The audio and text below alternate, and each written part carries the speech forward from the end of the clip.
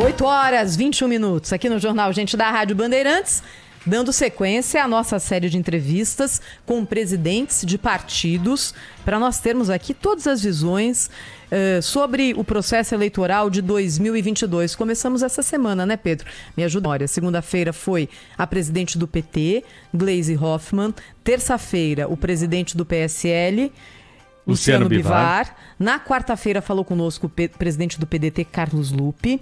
Ontem falou conosco o representante do PL, partido do presidente Jair Bolsonaro, o senador Portinho. E hoje, dando sequência aqui a essa série de entrevistas, o presidente nacional do PSD, Gilberto Kassab. Como vai, ministro? Bom dia, tudo bem com o senhor? Bom dia, Thaís, Sônia, Pedro, uma satisfação muito grande mais uma vez estar conversando com vocês. Agora, a visão do senhor, do PSD, sobre o processo eleitoral, que agora já claramente está na rua, e o assunto também virando cada vez mais assunto de debate entre os ouvintes da Rádio Bandeirantes. Queria começar, presidente, perguntando para o senhor a respeito de expectativas do PSD em relação a bancadas, já que essa tem sido sempre uma meta do senhor como presidente do partido, fazer com que a representatividade do PSD no Senado e na Câmara seja maior do que tem na eleição anterior. Qual é o cálculo que o PSD faz hoje para a eleição de 2022 a respeito de possibilidade de tamanho de bancada? Também aqui a pergunta sobre a janela agora de troca partidária que daqui a pouco vai ser aberta. O PSD vai atrair alguém também? Bom, em primeiro lugar, eu queria registrar, e é muito importante, porque nós tivemos uma transformação na legislação para a eleição de 2022, nas eleições para deputado. Pela primeira vez, nós não teremos, Thaís, coligação para deputado. Isso obrigou os partidos a investirem nos seus quadros, fazer cursos de formação, incentivar vereador, ex-prefeito a sair candidato. Ficou muito mais saudável aquele balcão de negociação, né? Nada de legal, porque a lei permitiria, mas era um balcão de negociação. Vamos coligar, eu coloco 5 aqui, você coloca 3 lá, mas daí eu abro mão para você de uma secretaria. Ficou mais saudável. Então, está mais previsível o resultado dos partidos, né? Todos nós já conhecemos quais serão as nossas chapas, ou pelo menos o escopo delas. O PSD tem uma previsão bastante otimista. Nós estamos fazendo 10 anos, portanto é um partido novo ainda. Nós temos hoje 37 deputados federais. Nós devemos, na janela, receber a adesão, a filiação de alguns deputados do Rio de Janeiro, que estão acompanhando o prefeito Eduardo Paes, que se filiou ao partido e assumiu a presidência do partido no Rio. Nós deveremos ter algumas filiações de deputados federais, deputadas também, no Paraná, e talvez algumas em alguns estados do Nordeste. Portanto, vamos admitir que a gente possa estar recebendo em torno de 10 deputados. Não sei se vamos perder alguns. Tem 1 ou 2 que nos procuraram, estão avaliando, e a lei permite, não é? Nos colocamos à disposição para que fosse feito um esforço para ficarem, mas é possível que saiam. Mas eu posso lhe afirmar que na janela nós vamos crescer, e o resultado das eleições também será bastante positivo. Nós deveremos ter uma bancada, eu imagino, acima de 50 deputados federais eleitas nas eleições de outubro desse ano. Ministro, Sônia Blota aqui, um prazer tê-lo conosco aqui no Jornal Gente da Rádio Bandeirantes. Essa semana estiveram aqui no na nossa rodada de entrevistas com os presidentes dos partidos, os presidentes do PT, a presidente do PT, melhor dizendo, e do PDT. Ambos defenderam a revisão da reforma trabalhista, das privatizações e a revogação do teto de gastos. Eu gostaria de saber qual a posição do seu partido em relação a esses assuntos. Bom, primeiro é importante registrar que o teto de gastos desse governo foi para o espaço. E tão importante, ou mais importante que o teto de gastos, é as pessoas apresentarem as suas propostas para ver como melhorar as contas públicas.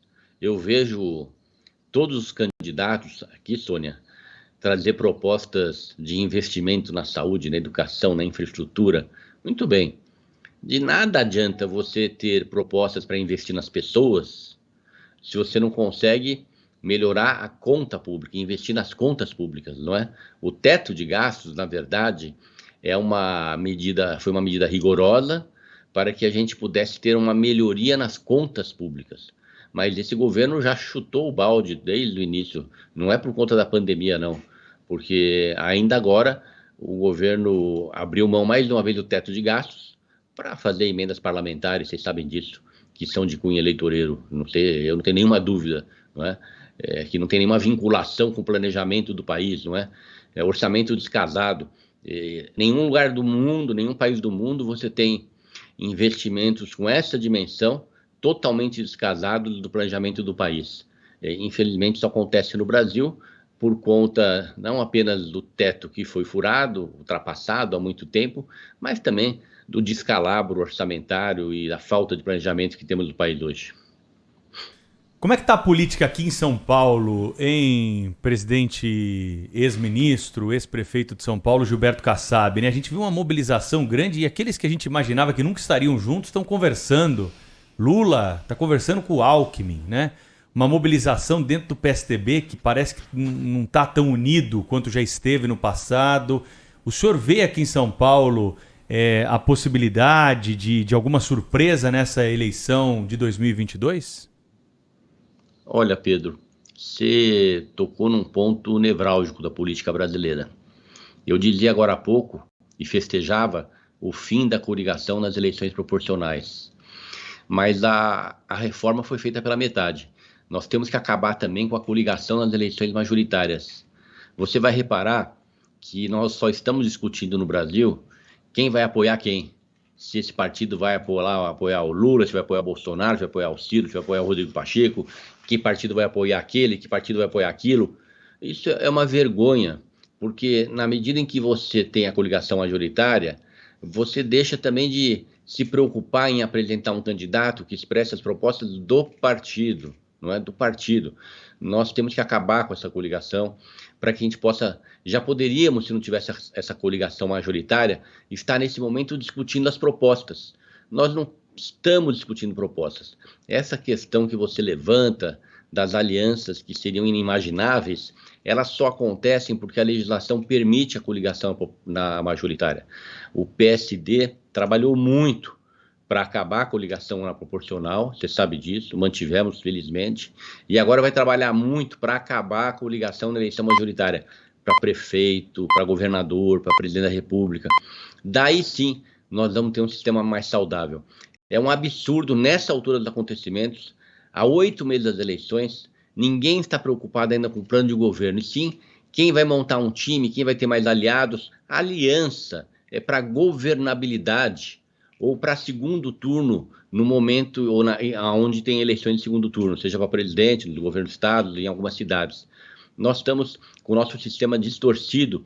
Isso é muito ruim porque a classe política perde credibilidade junto à sociedade. E perde porque tinha que perder mesmo, porque realmente é uma vergonha nós ainda estarmos em nomes e não em propostas, em plano de governos e ideias. Pois é, ministro, e uma das perguntas que eu faço para o senhor é que se o senhor acredita no cenário de terceira via ou o quadro atual está consolidado, porque cada pesquisa que é atualizada a respeito de eleição, a gente mostra aí uma polarização entre Lula e Bolsonaro e uma terceira via aí com os outros candidatos mais ou menos aí num patamar parecido.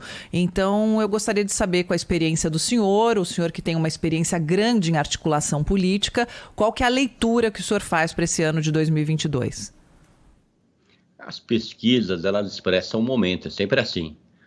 E é evidente que se você entender que a pesquisa define a eleição, não precisa ter eleição.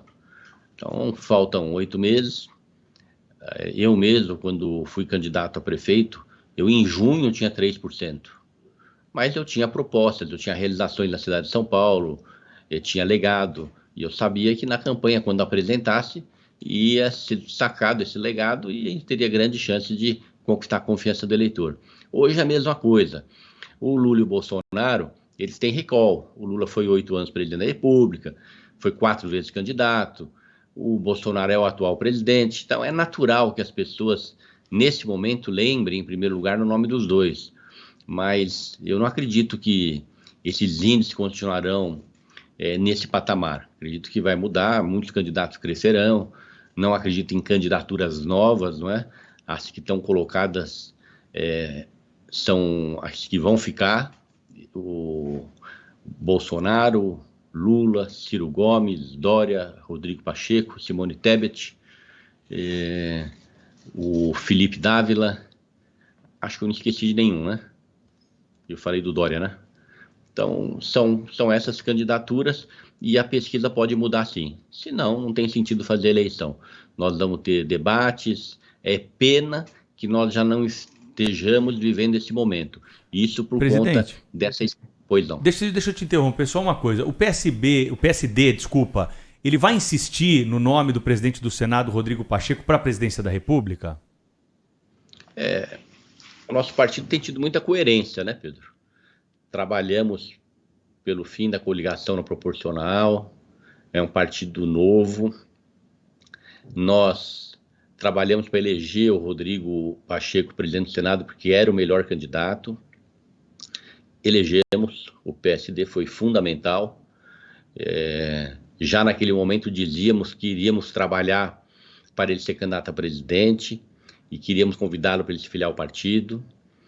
Ele se filiou ao partido e foi um gesto voluntário dele, atendendo um convite, não houve nenhuma condição para apoiá-lo a presidente do Senado. Depois que ele se filiou, fizemos um grande encontro nacional, a imprensa cobriu, com todas as lideranças nacionais, onde ele foi aclamado, nosso candidato, foi convidado a ser candidato. Ele corretamente, até porque era o combinado, diante dessa manifestação de apoio, pediu um tempo para avaliar, e é correto que seja assim, afinal de contas trata-se de um senador, de um presidente do Senado, e o PSD também não é qualquer partido para ter posturas levianas. Esse tempo dele, que é o tempo do partido, muito possivelmente o mês de março, né? Iniciamos agora os trabalhos do Senado, ele é o presidente, tem as suas responsabilidades, tem o carnaval, porque nós não temos pressa. Hoje, com a eficiência dos meios de comunicação, daí o exemplo da Band, das redes sociais, em pouco tempo todo o Brasil conhecerá todos os candidatos. Então, a nossa preocupação é só a organização interna do partido e apresentar uma proposta para o país, não é? Se eles não estão vendo o PSD fazer leilão, buscar cargos em ministérios para apoiar presidente, isso não aconteceu e não acontecerá. Nós queremos nos diferenciar e felizmente a sociedade está nos vendo assim. Então o Rodrigo Pacheco, ele é sim o candidato escolhido, foi convidado a ocupar esse espaço e agora, diante dessa manifestação do partido, estamos fazendo essa avaliação em conjunto e no mês de março teremos a decisão. Eu tenho uma forte expectativa que ele saia assim como nosso candidato a presidente da República. Presidente, nem começou a campanha. Então essa questão da pesquisa do Rodrigo é algo até infantil, que todos sabem que nem começou nem a pré-campanha dele. Agora, a situação eleitoral nas pesquisas no mês de março vai ter relação com a decisão de levar à frente ou não essa candidatura, presidente? Não. A decisão é política. O partido vai se esforçar muito para ter candidato, que nós entendemos que a candidatura fortalece o partido e é bom para a democracia brasileira. Oxalá todos os partidos tivessem um candidato para a presidente da República no primeiro turno. Ministro, aproveito então para perguntar para o senhor que ontem o presidente Bolsonaro lançou o ministro Tarcísio Freitas para candidato a governador no estado de São Paulo. O senhor acha que essa candidatura pode decolar ou a rejeição do presidente, vista as últimas pesquisas no estado de São Paulo, pode prejudicá-la? Olha, seria de estranhar que a aliança do presidente da República não tivesse uma candidatura em São Paulo. Portanto, o ministro Tarcísio foi escolhido. Ele representará o bolsonarismo, o presidente Bolsonaro, a candidatura do Bolsonaro em São Paulo. Não sei que partidos comporão essa aliança. Terá suas dificuldades, porque não é de São Paulo, mas terá os seus votos aí no nicho do bolsonarismo. E é de se estranhar que o PSD não tenha candidato aqui ao governo do estado de São Paulo. Pelas conversas que a gente tem acompanhado aí, tem prefeito Santos, São José dos Campos, Santo André, Ribeirão Preto também. Tem muito prefeito do partido do senhor aí que está se colocando para, de alguma forma, ter o nome lembrado aí nessa corrida. O PSD vai ter candidato aqui ao governo do estado de São Paulo, presidente? O PSD vai ter candidato a governador. Desses nomes que você citou, não tem nenhuma conversa em relação à candidatura a governador. O que existe de concreto são bons quadros da vida pública paulista. De concreto mesmo existe a filiação nos próximos dias do prefeito de São José dos Campos. Esse sim é uma filiação definida nos próximos dias, já era para ter acontecido inclusive, então ele será um dos quadros do PSD e evidentemente pelo que representa, pelo grupo político que ele compõe, pelo que fizeram em São José dos Campos e no Vale do Paraíba nesses últimos 30 anos, ele vai ser inserido entre os bons nomes para ser avaliados para eventualmente serem nossos candidatos a governador. Presidente nacional do PSD, Gilberto Kassab, está ao vivo aqui na Rádio Bandeirantes, no Jornal Gente. Presidente, o nosso chefe de redação, Daniel Batista, está ouvindo atentamente a sua entrevista e nos coloca aqui uma questão que eu achei muito interessante, por isso eu queria ouvi-lo. Esse clima que normalmente se repete em eleições, e acho que agora em 2022 tudo indica que ele vá novamente aparecer, o clima mais acirrado, o clima do voto contra, do voto com o fígado, faz com que as pessoas não votem a favor. Você vota para derrubar alguém, para tirar alguém, para se vingar, mas não tem o voto a favor. Como é que a gente retoma na política brasileira o voto a favor, o voto na proposta, no candidato em que o eleitor confia e não o voto de rancor? É justamente ganhando a confiança do eleitor, mostrando que o partido tem propostas, tem quadros, está preocupado em apresentar soluções, não é?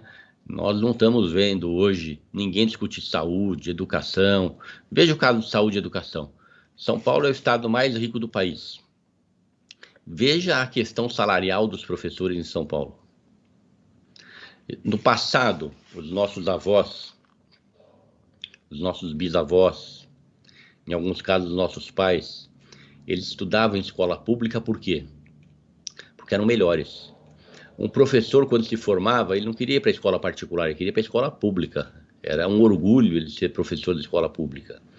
As instalações das escolas públicas eram muito melhores das escolas privadas.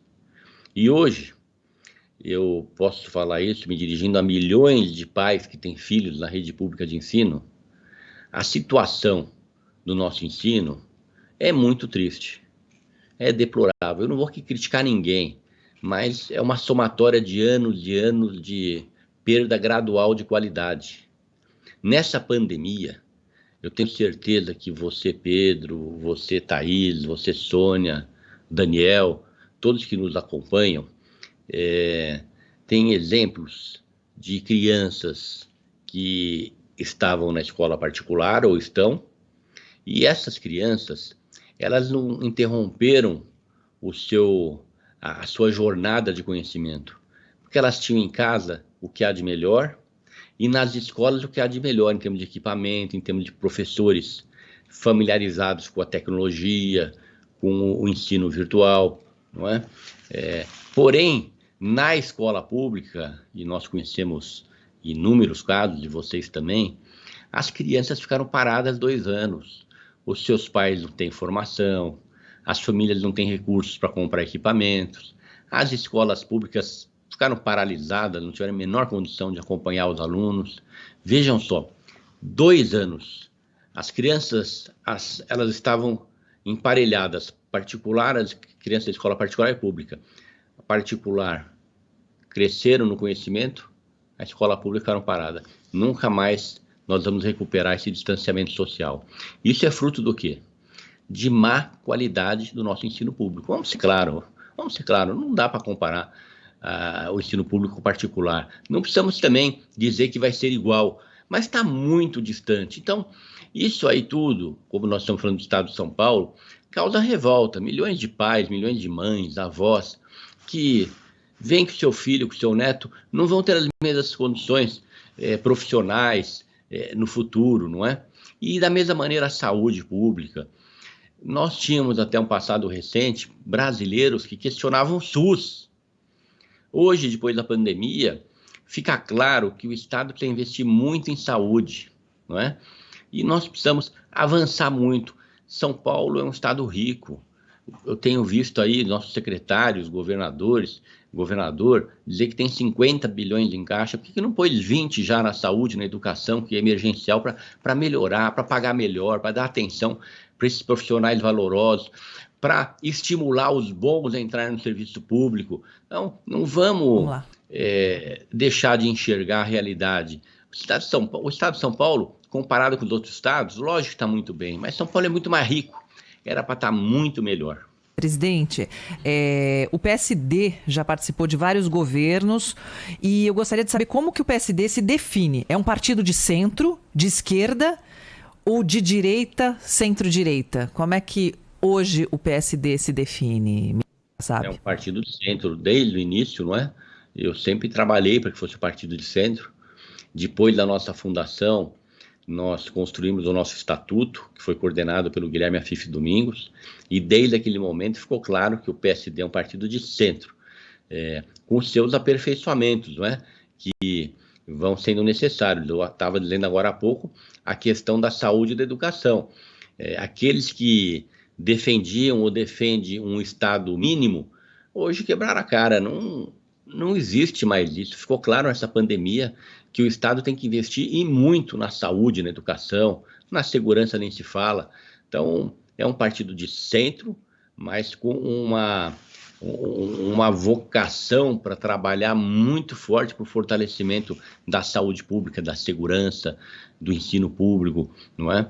E no campo da economia, com parcerias definidas, o máximo de parcerias com o capital privado, no campo das concessões, né, que a gente possa, no campo dos investimentos, da infraestrutura, trazer realmente qualidade e rapidez nesses investimentos, para que o país possa crescer muito no campo da infraestrutura.